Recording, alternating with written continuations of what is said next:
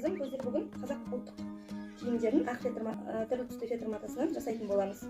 Әйел адамдардың, ер адамдардың киімін, ер адамдардың киімі шапан жасаймыз.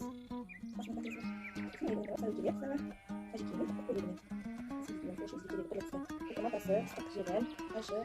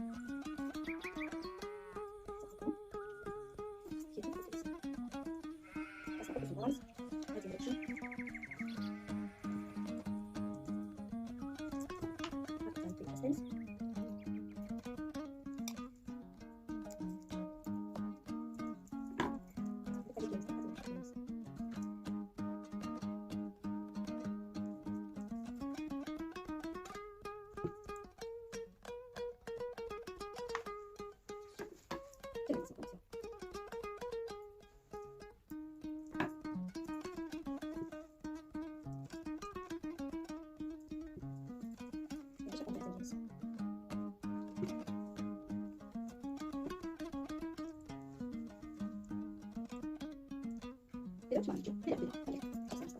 А сам берешь. Берешь, ты надо берешь, так берешь. Берешь. Почему мы берем? Я, конечно, берем.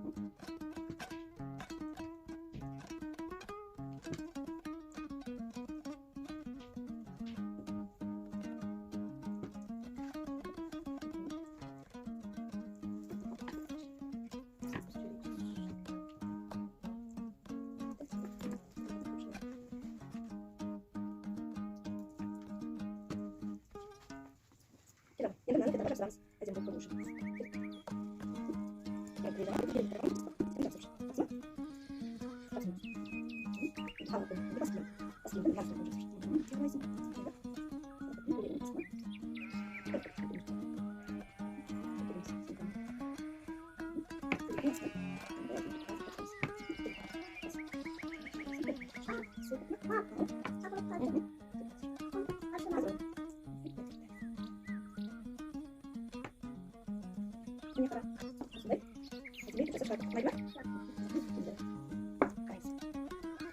Жеке, беремен шапан, осында тақиясың.